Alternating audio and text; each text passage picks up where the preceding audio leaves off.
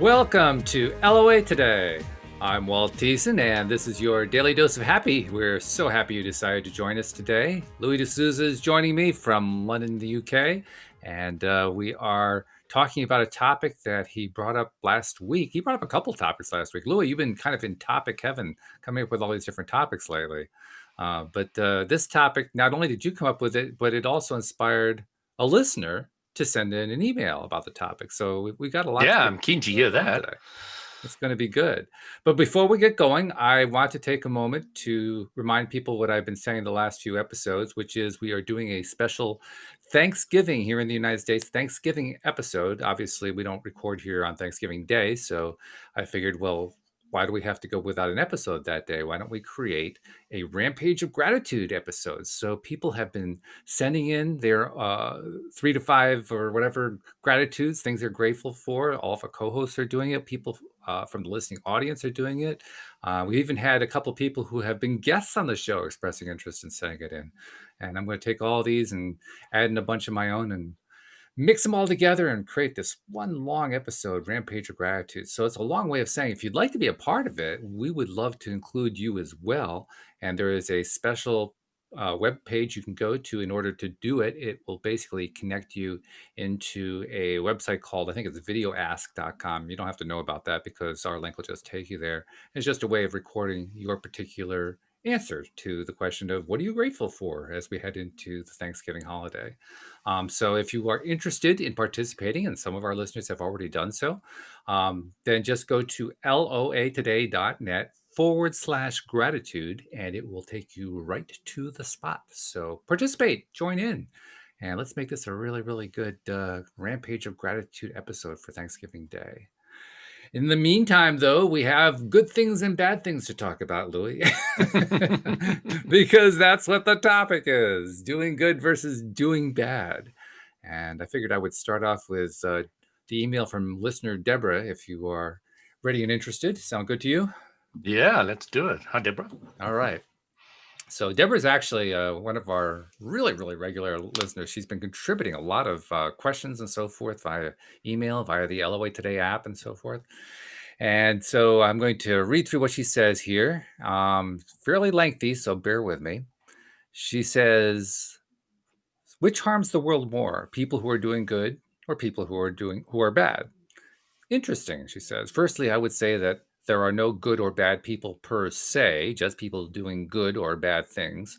Also, this is a question of, although this is also a question of interpretation, how would you define good or bad? In this instance, I would look towards the person's intentions as to whether they mean to harm or do good unto another. Now, from an Abrahamster perspective, she put that quotes, I suppose you could say that you can only create in your own reality. And if you're seeing another in terms of lack and intending to do good by helping them, you are, in fact, taking away their power. You should hold them in your mind as whole and healthy and fulfilled and connected to source. In this regard, if you're wanting to, quote, do good, unquote, in what we could term a charitable way, seeing one as lesser than another in some way, we are in fact doing them a disservice by taking away their power, and so could be seen as doing them harm. If someone is doing bad and their intention is to harm, I guess ultimately the only person they are harming is themselves, as you can't create another's reality. But by focusing on negativity, they are doing themselves a great disservice. As Abraham might say, the effects of the actions of one who is very much not connected to source are meager and paltry compared to one who is. So I guess if the harmee were connected to source, the effects of the harmer's actions would bounce right off them.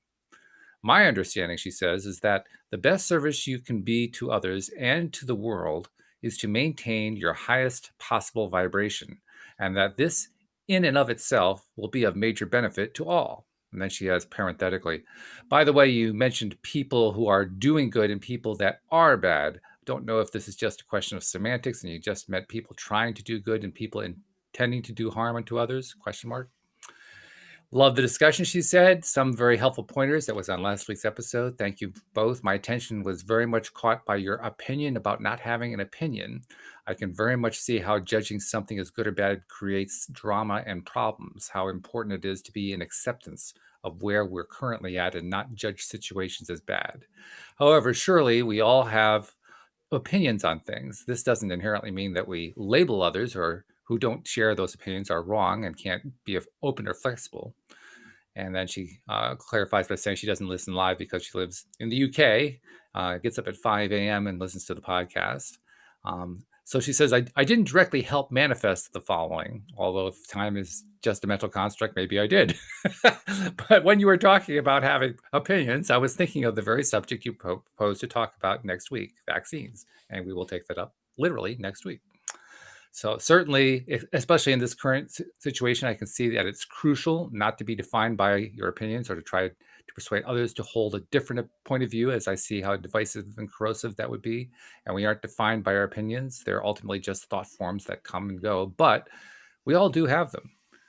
So do you mean that we shouldn't have attachment to our opinions, or that we shouldn't label things as good or bad, or that we shouldn't even hold an opinion, if that makes any sense? And then she concludes by saying, thank you both for such an inspiring, energizing, and interesting discussion. I love both of your enthusiasm for and love of discussing the law of attraction and helping others gain clarity. Ooh, are we back to the original question, she says?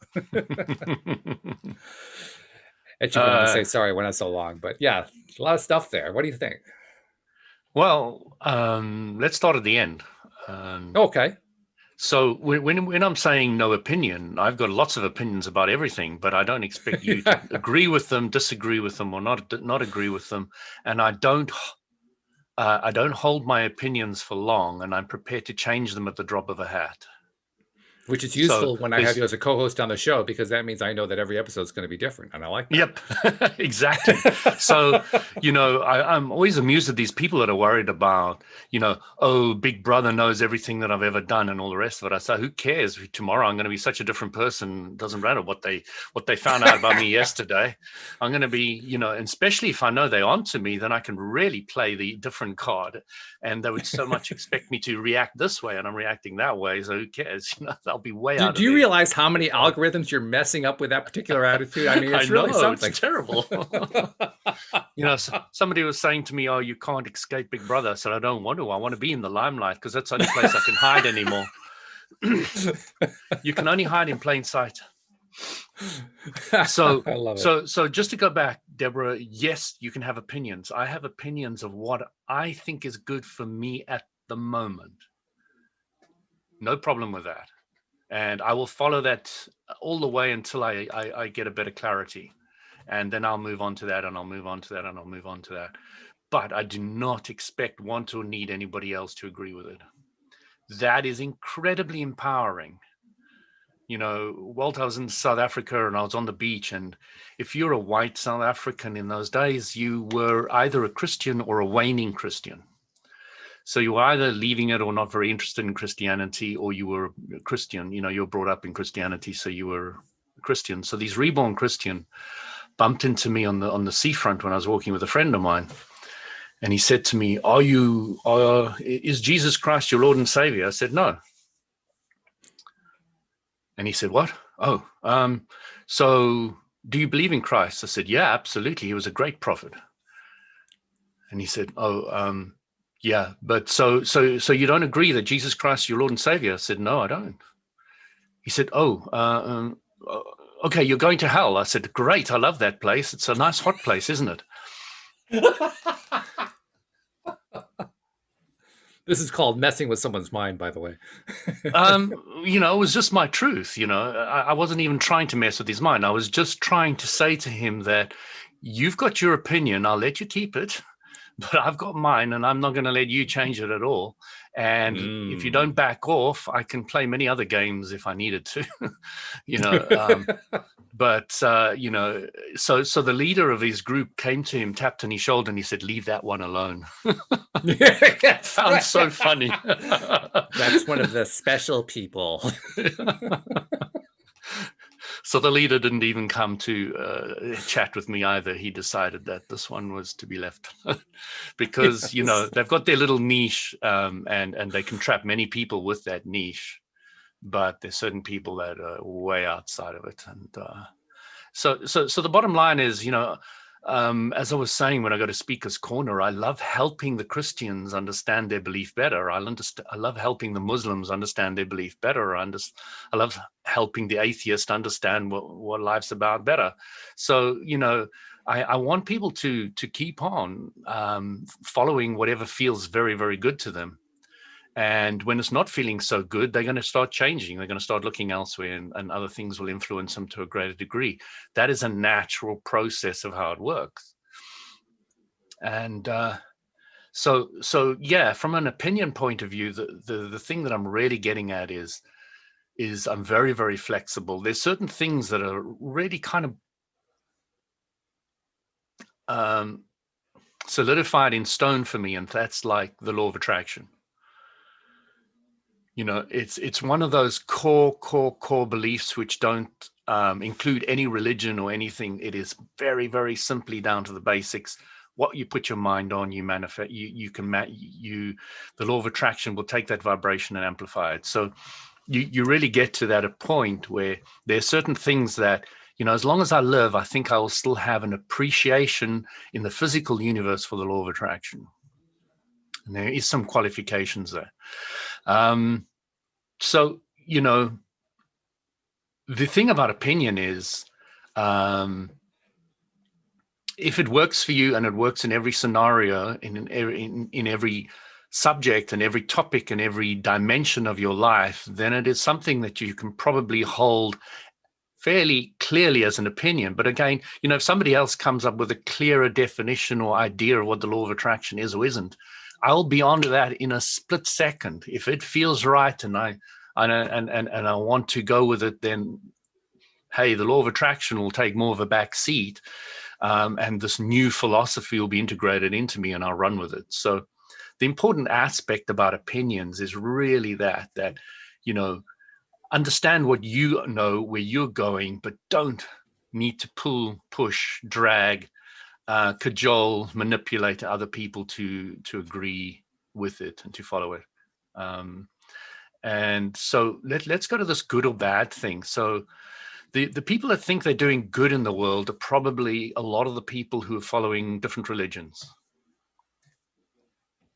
I would say that's true of That's many, sure. Yeah. And if you look at one of the biggest things that have caused more wars in the world than anything else, it's religions. And if you break Yes. religion down, what is it?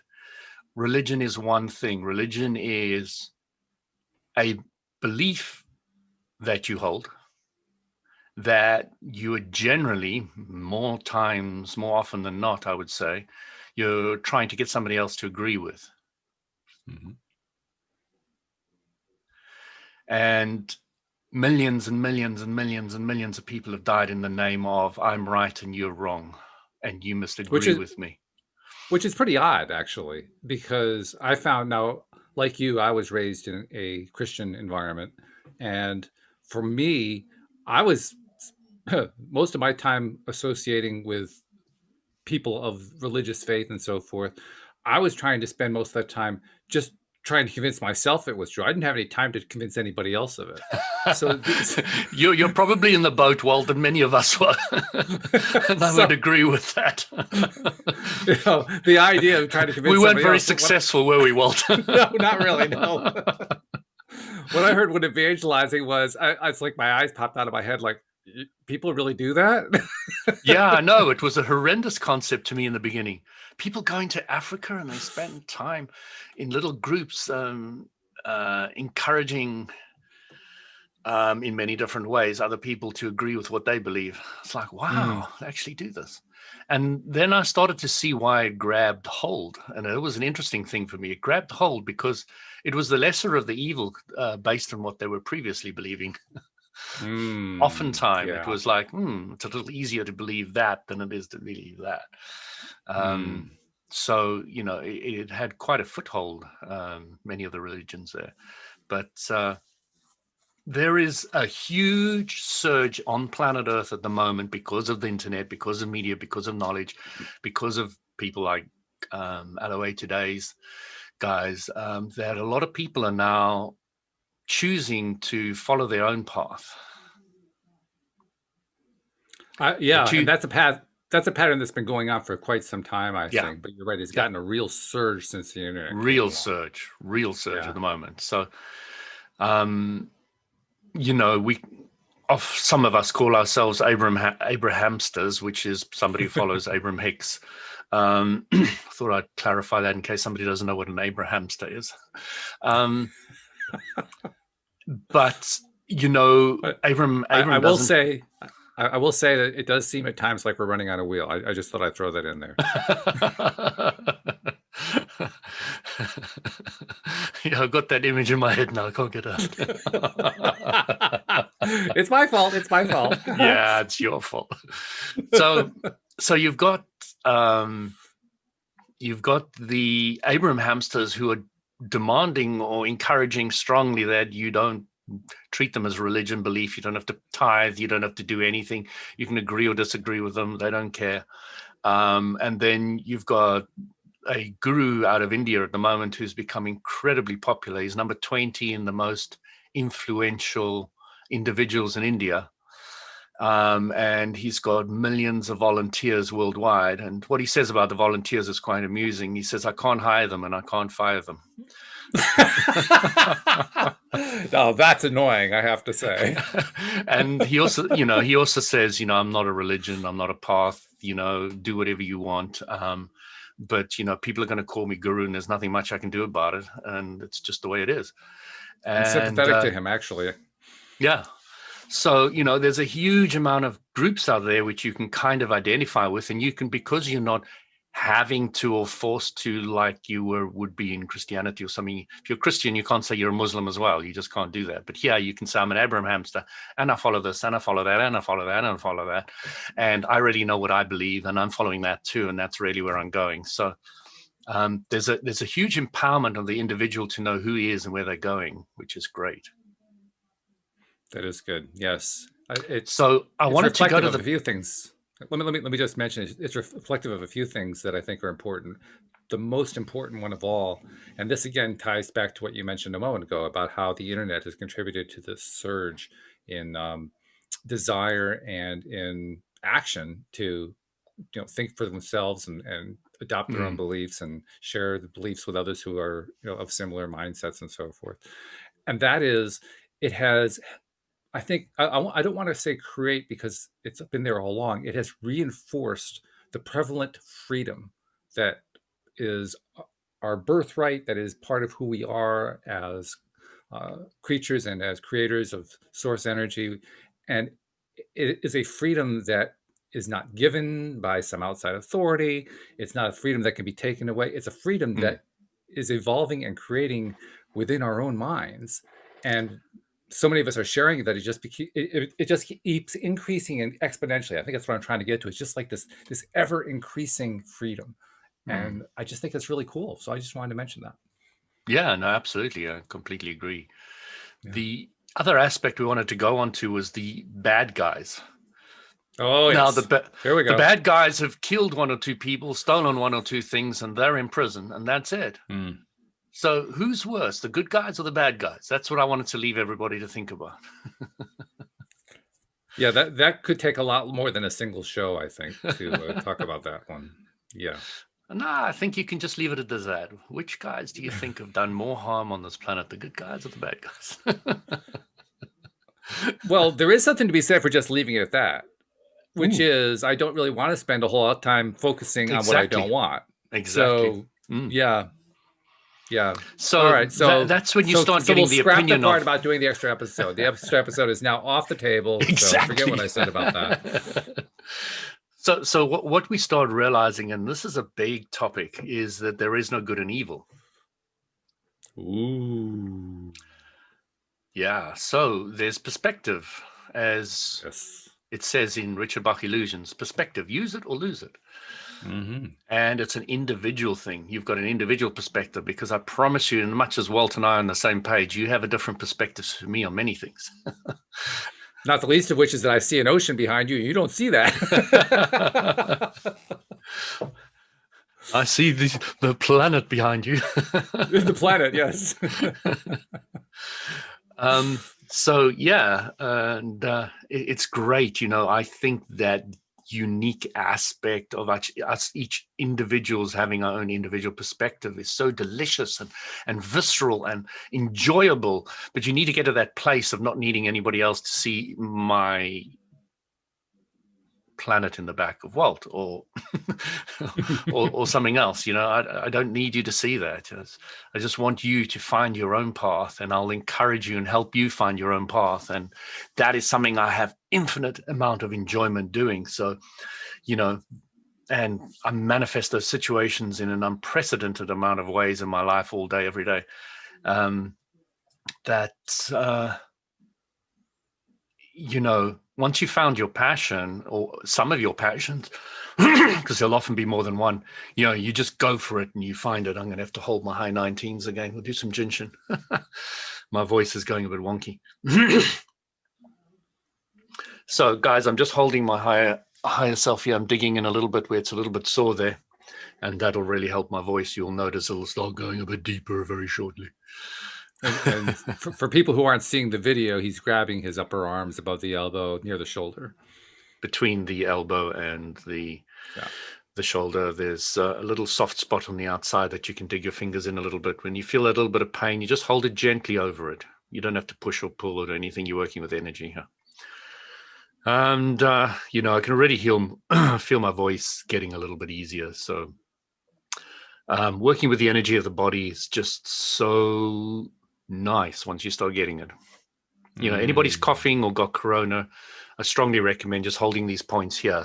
It'll really help with that coughing. I think I had coronavirus back in January, and I had this feeling, because I'm incredibly aware of my body, and the feeling of this coughing kind of problem that I had was that it was alien. It was something I'd never experienced before in my life.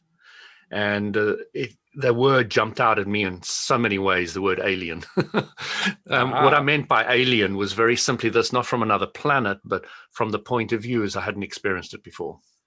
Mm-hmm. And holding these high 19s stopped that coughing and stopped that tremendous pain that comes with that coughing. When you're coughing your lungs out, and it's just horrendous. Oh, yeah. Yeah, not comfortable. Not comfortable at all. So let's get back to this idea of perspective, because obviously it's a different perspective on good and evil. But where I really wanted to go with it is it's also about preference. I've actually pretty much gotten away from talking about good and evil unless I know I'm in a conversation with somebody who they just understand things that way. So I'll kind of revert to form, so to speak, and talk about things in terms of good or bad. But even then, I'm trying to do it within the context of what they consider good or bad, or at least what I understand about what they understand about good or bad. Not because I'm trying to reinforce their idea, but just because I want to communicate in a way that they understand, and that's it. But for myself, I just think in terms of preference now. I don't think about things as being good or bad, right or wrong. I think about, do I prefer or don't I prefer? And I can't say I'm 100% on that. Sometimes I do revert. Sometimes I kind of slip back a little bit, You but don't. not for very long. You I sure? do. Oh I really no, do. you must be Yeah. human. Well, how about that? But the perspective of preference, it just takes so much angst out of the whole question. It does, and And I've seen so many people have relief from that angst because of that oh understanding. God, yes. Infinite amount of Yes. relief and release. It's just so beautiful. It's beautiful, it's relaxing. It I mean, if Which, of there's course, means well, that your higher self is agreeing with it and is saying you're heading in the oh right yeah. direction. Carry on in that Oh yeah. direction. Absolutely, yeah. And I guess what I was trying to spit out when my mouth wasn't quite coming out with words was, not only is it so relaxing, it's so damned easy. Mhm. I mean, it's not like I have to work at it. The only thing I ever have to work at is when I slip, and then I'm working at finding what's right or what's wrong. There's where the work comes in. And I'll do that for a bit, and I'll say, "Wait a minute, why am I working?" Go back to the preference. It's so much easier, and then I go back to the preference. And when I think about the preference, then all of a sudden it becomes easier. And it also makes it easier to there are two kinds of criticism, I'll call it, for lack of a better term. That's one of those words that's a little bit funky because we use it in a couple different ways. But there's self-criticism and there's criticism of others. And I kind of come from the school of thought that says we are harshest on ourselves. We're most critical of ourselves. But by the same token, we can also be pretty critical of others. And the funny thing is, when I start thinking about people in terms of their preferences, I find I'm a lot less critical of them, and I'm a lot less critical of myself at the same time. Mm, Just because I'm not trying to put a label on them anymore, and I'm simply saying to myself, my favorite phrase to use is, they're doing the best they know how to do. exactly. It just kind of takes all the sting and the angst and the frustration right out of the puzzle, right out of the entire equation. It's really something. The thing that really helps me, Walt, is appreciating that every individual has spent an entire life of building a philosophy of what they believe, and where they are at any moment in time is the pinnacle of that. And that Mm. needs a level of respect, Yeah. you know?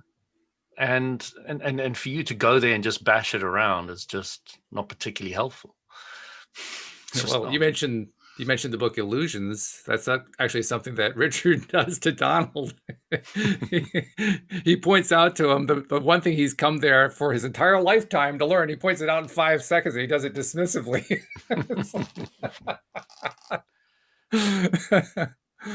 But It's very different when a student goes to a teacher and says, "Teach me something." Then all doors are opened for the mm, teacher, and mhm. it's quite a different perspective to a random individual in the streets going up to somebody True. and chatting to them. And the I love talking a little bit about. It could be a whole episode, I suppose, about the student-teacher relationship and how all that works, or the student-master relationship, or the student-guru relationship, or the school, whatever words you want to play with in your life. They're and if you think about it, when you allow your teacher, even at school, I had one English teacher, and she always tried to encourage me to. She saw something in me, and I was very, very dismissive, and I'd say, what do you think of this poem, Louis? Indifferent, ma'am, indifferent, ma'am, And I was very like that the whole time. But she really saw something, and she really tried. And eventually I allowed her to mold me a bit. And um, once you get to that place where you say, okay, I'll allow you to mold me, the teacher has a lot more ability to use tools that it can't otherwise use because of Mm. invasion and all the rest of it. But once you agree to submit to the teaching, test the teacher as much as you want, but after a certain point, if you allow them to teach you, they can really move forward fast and nicely and well, like Richard and Donald. Well, you give them permission is what you're doing. You're giving the You teacher are. Yeah. permission. Yeah. And when you give You're them saying, permission, you're right. You're basically yeah, saying, I'm willing to cooperate in everything that you're going to send my way. no matter how hard you hit me in the head, I'm going to say more. Be very and careful which teachers you pick. and some of us do like the teachers who have the stick, and some of us do love the teachers who have the love and lead from that Mm, perspective. And mhm. different people have different desires of different teachers, and they're different teachers, and then some like the mixture and blah blah blah. So you'll find yourself drawn to that teacher that has that mix that works with you. Isn't it an interesting thing, too? It is individual teachers we're talking about, but so often when we think back on situations where we were learning stuff, we don't talk in terms of a teacher teaching it to us. We talk about life teaching it to us, or God, or the universe, or we make it a broader, less specific entity than a specific teacher.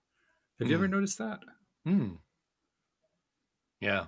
I'm not quite sure why that happens. It's like we gave them the power and then we took it back. I'm not sure.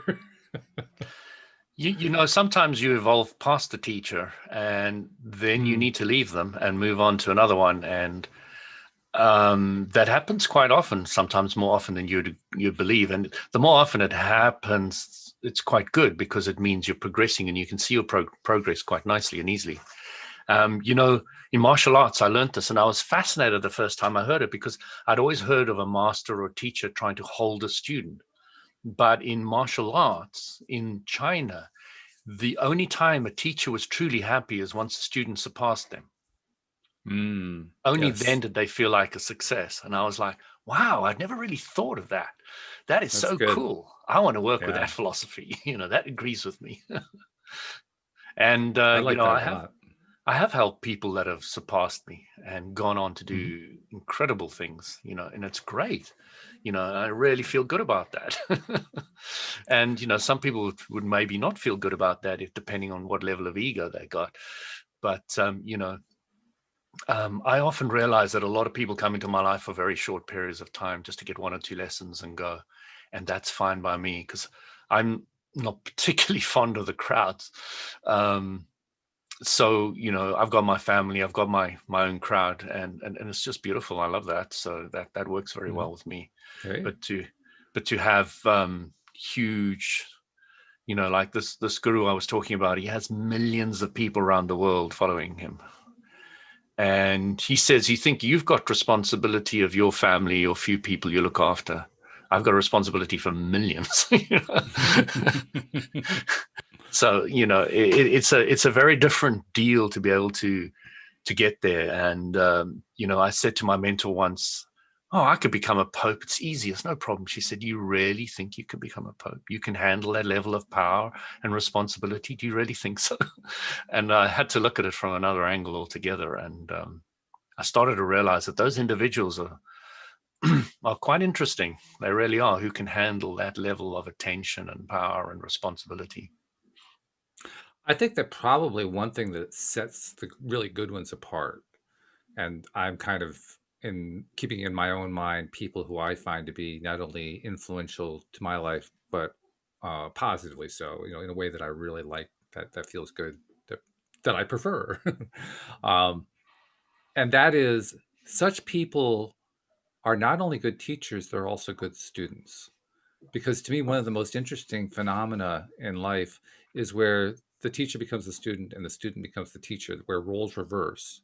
Mm, Because when that happens, what's really happening in my mind is that the two or more people, depending on how many we're talking about, are actually demonstrating their own flexibility. They're not married to being one thing only. I am the student for life, or I am the teacher for life.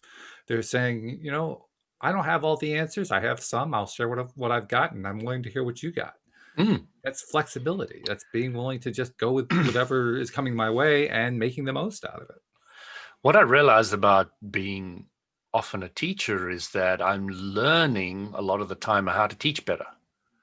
So I'm not necessarily Yeah. learning my subject better, but I'm learning something else better. Mhm. And that was fascinating to me, that it's not necessarily learning your own subject better, although you're learning to deliver it clearer. I often find I've got better ways of delivering the same message, but tweak it slightly, and it just hits home that much better with different individuals at different time, and being flexible enough, not having too many opinions about where the person's at, but being flexible enough to, whenever they come up with something different or a different angle or the rest of it, just flow with it, and not being stuck with, this is the way I normally do it with people, the way Mm. salespeople usually do and fail miserably. Yeah, right. Here's your script, read it. How many Yes, right. times have I had that telephone call? Can you stop reading the script and just talk to me, please? Right, right. Exactly. Otherwise, it's click. Yeah, Yes, I know exactly exactly. what you mean. Well, actually, that also reminds me of one of the better passages from the book you mentioned, Illusions by Richard Bach, because he talks about the similarities and differences between students and teachers. He says, um, learning is remembering what you already know. Teaching is reminding others that they know it, and doing is demonstrating that you know it. And we are all Mm, learners, doers, and teachers. And when you look at it that way, then you begin to realize the boundary about teaching and learning, or being the student, can blur pretty easily, and that's okay. There's nothing mm, wrong with that. It's perfectly mm. okay. In fact, it's a good thing. Yeah. So let's get back to doing good and doing bad. I mean, we're so good at focusing on preferences and perspective and so forth. We almost forgot the topic. So we really got to get back to the topic.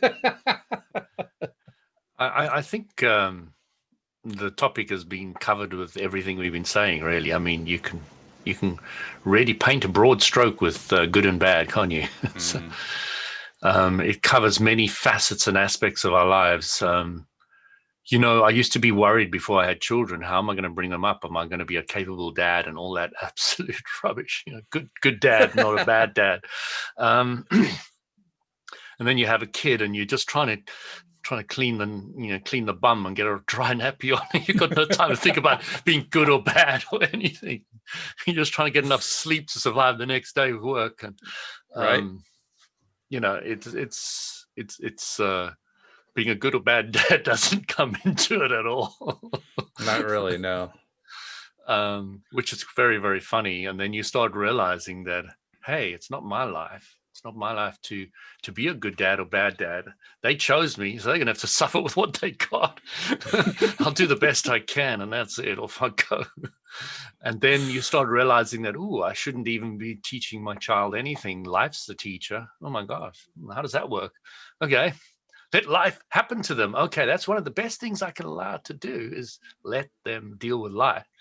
I often encouraging my kids, disagree with me as much as you possibly can, argue, fight your point, discuss, think of different ways, but don't agree with me, please. Don't Unless agree you with really me. are agreeing with me, and then of course there is no disharmony, so there isn't any agreement or disagreement. It's just the same page. But, I really don't need even specifically my family to agree or disagree with me. They must just follow their own path. I'm always giving my daughter tons of responsibility, even from a young age. They were making their own sandwiches, climbing on the dishwasher up to the kitchen top, and going and getting some bread or biscuit or something, or making themselves a sandwich or something. you know, I've always encouraged them, and I haven't gone there and just belted at them and say, no, you shouldn't do that. I'm like, yeah, well done. You got the stool and you pushed the chair from the lounge into the kitchen and stood on it and got something out of the fridge. Great for you, you know. And if I don't want them to eat anything, just don't bring it into the house, is my rule. It's a good rule. Yeah. Jeffrey asked a question in the Hey, live Jeff. stream. He says, since good and bad are relative, isn't everything we do subject to how it is judged by others? You can allow yourself to be affected about how others think about you, but I don't care too much about how others think about me because it doesn't feel good.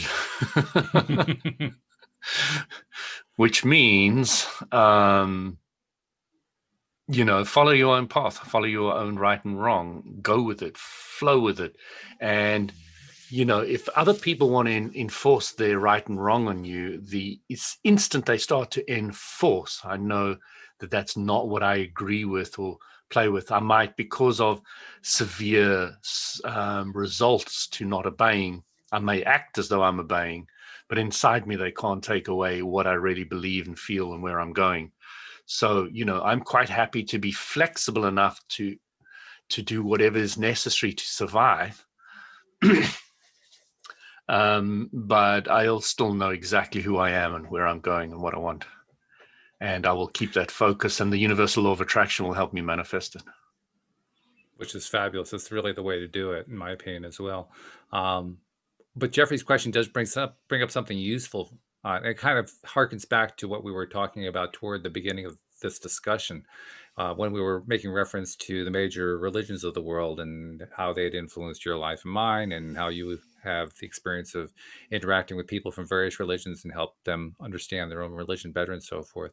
One of the key elements I think that can be found in every religion, um, I don't think there are any exceptions. There might be one someplace, just not one I can think of. Religions are about imparting some version of morality. And morality is an interesting concept. And the reason I say it's an interesting concept is in my definition, now this is my way of understanding morality. Morality is about what it is that other people should be doing.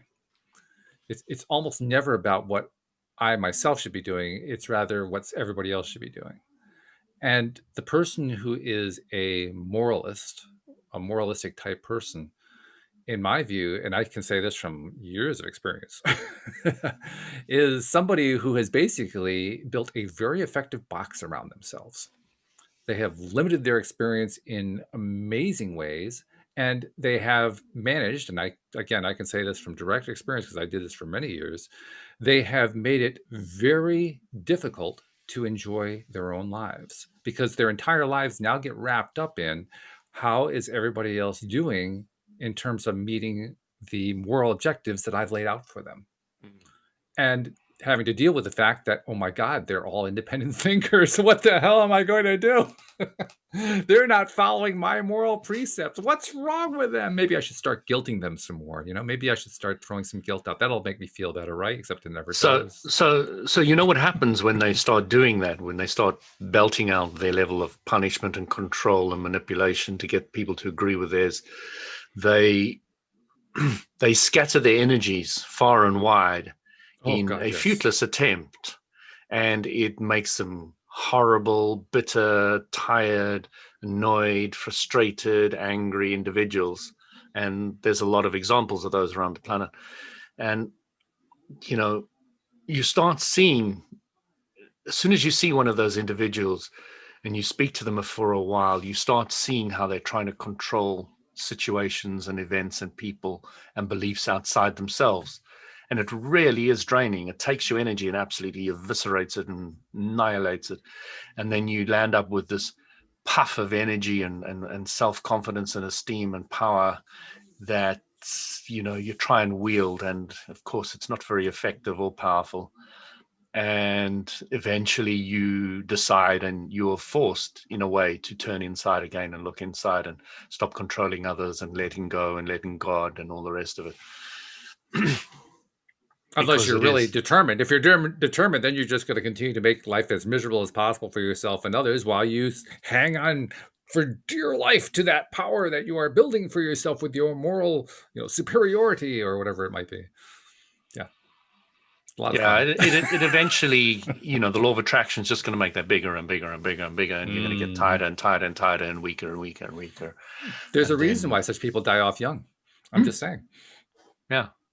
Yeah, I was fascinated to know what the average age of a medical doctor in America was, that their death age was something like I hadn't heard 52, that. 53. Is it really? Wow.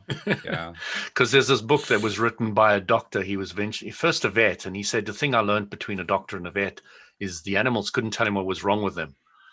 Yes. Right. So you go to a human and they tell you what's wrong with them. So, it's easy to fix, but he had to learn how to see what was wrong with somebody and not just hear what was wrong with them. Right. Yeah, he probably So, had to use all five of and his senses. he titled the book very, very aptly. He said, Dead doctors don't lie.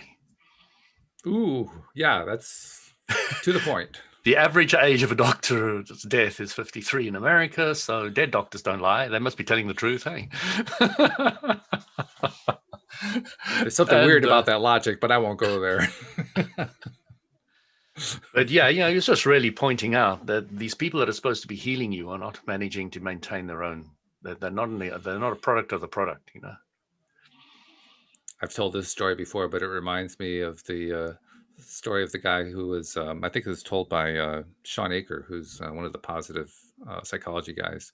And he says he had a conversation with a sleep researcher, and the sleep researcher had just given a talk that Sean had listened to about the importance of getting a full night's sleep and about treating yourself right in order to get, optimum health and so forth. And Sean remarked to him that he looked like he was in desperate need of a night's Need to sleep. sleep. And the sleep researcher said, "Hey, I'm a sleep researcher. I stay up all night watching somebody sleep. What do you expect?" I expect you to sleep during the day then. Yeah, But yeah. there's another example of it. I mean, and I'm sure that the sleep researcher wasn't really trying to, impose a morality on somebody else. He just found another way to shorten his own life. But I guess that proves there are many ways to do it. The thing I've come to understand about sleep, Walt, is that as you become more aligned, you need less sleep. Because the reason you need sleep is to stop the negative thoughts for a while. Because as Abram says, it pauses your thoughts. pauses your vibration. So when you go to sleep, it's pausing it, so that's why it's always very good to go to sleep in a high vibration. You want to go to sleep when you're thinking about things you love and you're happy about, etc. Because then you will sleep through the night at that vibration, and you'll wake up at that vibration, which is a higher one than maybe you'd normally wake up on. So what you do before you go to sleep does have quite an impact on, what side of the bed you're going to get out of in the morning. That's an interesting point, because I have to say, in the past, when I've heard them say that, I just thought in terms of the vibration ceasing, but the vibration doesn't actually cease; it just stops changing. You're not directly Absolutely. It impacted doesn't anymore. cease. It doesn't cease, but Right, it stays at the same vibration. Sorry, yes, that's a right, more accurate way of putting it. And yeah. also, because it's frozen, kind of, not ceased, it's kind of staying at the same vibration. You don't have negative thoughts during that period. There's a short period of REM when you're dreaming, where you're not in that state, and that's before you get into that state, or when you're coming out of it on the other side. So you can dream at either side of that scale, but it's not a very long period. The most of it is when the thoughts are kept at the same vibration, and you're not thinking I of anything saw else. I saw a Facebook post just a day or two ago, in which this young woman was sharing an experience that she'd been having, and her husband's reaction to it. And I thought that both his reaction was interesting, and some of the readers who commented on the post, their reactions were interesting. Because what she was saying is, she has the very odd experience of having lots of dreams where she's laughing and feeling good and just giggling. And her husband thought that was creepy, and some of the other people commenting thought that was creepy. And I thought to myself, I think it's pretty cool. She's basically Exactly. found a way to stay in a high vibe place during sleep. I mean, how bad is that? So that implies that the people that are saying it's creepy means that they have a lot of dreams that are based on horror stories. Yeah, oh, sure. It's true. And, if you want to know what depression is, or rage, or anger, or frustration, or any negative emotion, they are horror stories that you're telling yourself. Good point. That's exactly what they are. That's exactly what they are. So, Yeah. you start realizing that you are creating these horror stories for yourself, and nobody's watching them, and you're not getting paid. It's not a good deal. You're not getting paid. Well, you're getting paid, just not the way you had intended to be paid, but And Jeffrey had a follow-up to his comment from before. I thought I'd bring that one in. He had brought in, remember before, he said, he had raised the question, since good and bad are relative, isn't everything we do subject to how it is judged by others? He followed up by saying, not necessarily you as good or bad, but our actions and words in any given moment as good or bad. So he was trying to qualify that. What do you think of that? if it's a bad thing that I do, I learn from it, I move on. And it'll be me that's judging it bad. I'm not going to let society do that. So the power that Abraham Hicks gave me was this concept that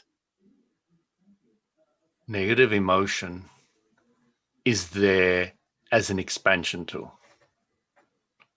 And that's not just a story. It's not just a sweet fairy tale. I like telling people I completely, absolutely, utterly agree with the philosophy, live it, and believe it.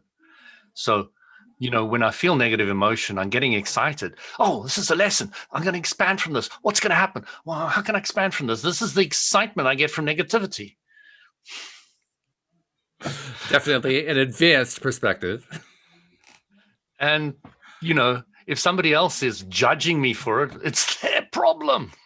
I'm saying I'm excited about what I've just learned. Yeah. So, perspective, use it or lose it, and I've really got that perspective, that negativity and negative people around me are there as my teachers, and they're there to help me expand. So bring them on, come to me, help me, let me grow. And like you pointed out, you're the one who's judging whether it's good or bad. Yes. And that's where I like to turn it on its head and say, I don't really want to judge my actions as good or bad, because I can be really rough on myself when I do that. I just judge it in terms of, do I prefer it or don't I prefer it? Do I like it or don't I like it? You can soften it all you want. That's fine. And that's what I do. I like That's softening fine. it. I like softening it because I feel so much better when I soften it.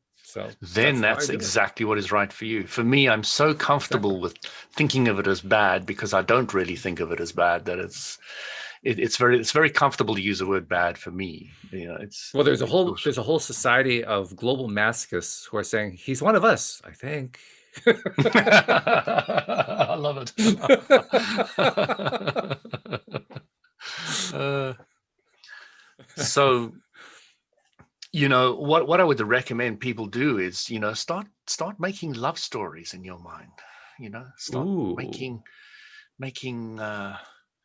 you know different movies. Yeah, maybe it's just a documentary on something, or make different movies. Make different movies. Something that you know there's so many different genres out there that are more positive. Just find make a love story. Just make it up in your mind. Doesn't matter if it comes real or not. Just make a love story. And I think one of the greatest strengths of that philosophy, if you will, or that way of being or perspective, or however you want to phrase it, is that when we do that, we are actively going to the mental gym and exercising our ability to create. We're reminding ourselves moment to moment, I can create. And here's my proof. I just created this new thing in my mind. I created this new story. I created this new scene. I created this new series of events, and I did it all in my own imagination. And every time we do that, we get better at it. How cool is that? Us humans have two faculties. Continuing exactly where you're talking about there, Walt, is we have memory and we have imagination. Mm. They are the two most powerful tools a human has, and they are the two tools that destroy humanity, that bring them into negativity. Oh, I'm wondering Hmm. if I got enough money to pay the next bill. Your imagination is destroying you. Or, oh, they did that to me in the past, and that harms you. I'll never forgive them for that. So your memory and your imagination, the two most powerful tools. Man hasn't taken out the manual on humans and said, okay, these are the two most powerful tools. They can either destroy you like a knife, or they can help heal and cut and prepare and etc. It's Hmm. how do you want your intellect? Do you want it blunt or do you want it sharp? Very nice. I Yeah. like that. Nice metaphor. That was good.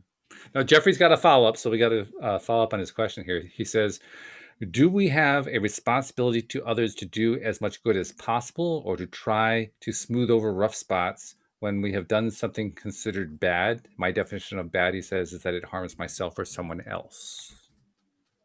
Okay, so if I'm rude to you, Walt, if I go, so Walt, please, I'm so sorry I was rude to you, and I really feel so terrible about it, and I just, please forgive me, Walt, please. How does that? What emotion am I putting out when I'm saying that? Well, you're putting out two emotions. One's humor, and the other one is not a real happy one. That wasn't supposed to come across, Walt.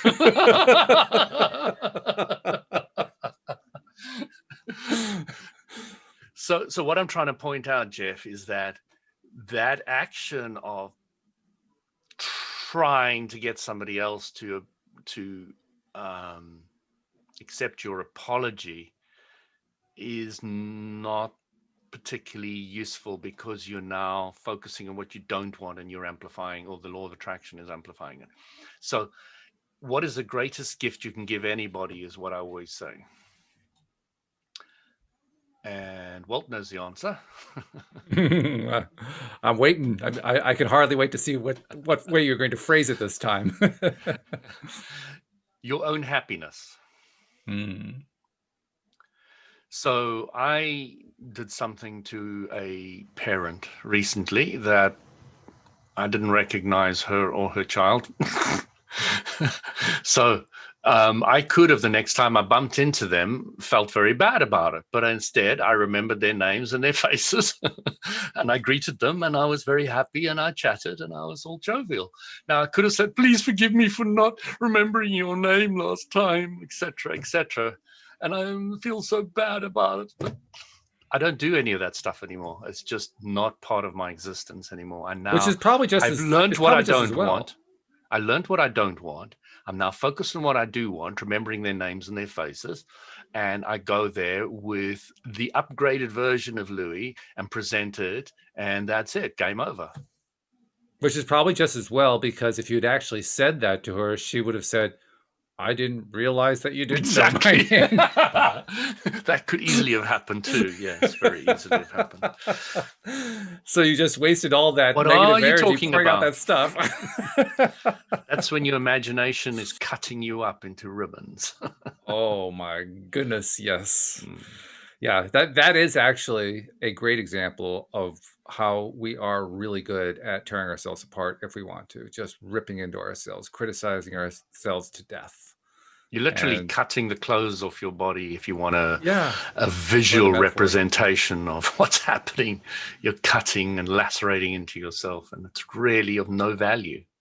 It's not of value to them or you or the world or anybody. Well, it does have one value. You do that often enough, you say, you know what? I really don't like that. Yes. You're so good at finding the positive in everything, Walt. I'm working on it. I'm getting really good at it. I'm practicing and practicing and practicing. Okay, so Jeffrey followed up. He says, what if it was an actual heartfelt apology? Sometimes we regret our actions or words, and making amends would make us and the others feel better. So Jeff, I completely agree with you. If I was saying to Walt, Walt, I really wish I'd said it like this. And, in the future, I'm going to do it that way. And, that's my way of apologizing, Walt, if you didn't realize it, and I really feel good about it. And I hope you feel good about it too. And if you don't, that's your problem. But yes, a heartfelt one would be one that does not make you feel any negative emotion when you're saying it. Can you get that? Can you really see that? You're not feeling any negative emotion when you are saying it. It ties into an idea that I've talked about with other co-hosts, and that is the idea of what forgiveness is all about. We tend to mistake the idea that forgiveness is about helping the other person, but forgiveness is about ourselves letting go. It's us letting go of this thing that we've been hanging on to, that we, merged together from a variety of threads in our mind, and we created this huge thing that the other person said, I didn't even know you were mad at me. Forgiveness is literally about letting go of that stuff. Just saying, okay, I've put together this thing I didn't really like a whole lot, and I wish I had, but I forgive. It's okay. No biggie. Well, there's an interesting example here. One of my siblings said to me, my dad said something horrible to me, and I've never forgotten it and all the rest of it. And I said, you know what? He said similar things to me, but I just focused on all the things he did right, and I don't care about that one thing. Yes. I'm just, and I loved him to bits, and he was the greatest, dad a man could ever have, or boy.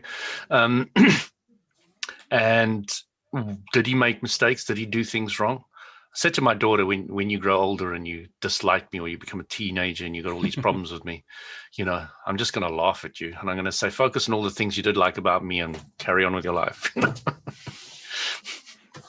That's a great way to summarize the whole thing. You just took the whole show and summarized it in one really good phrase. That was excellent.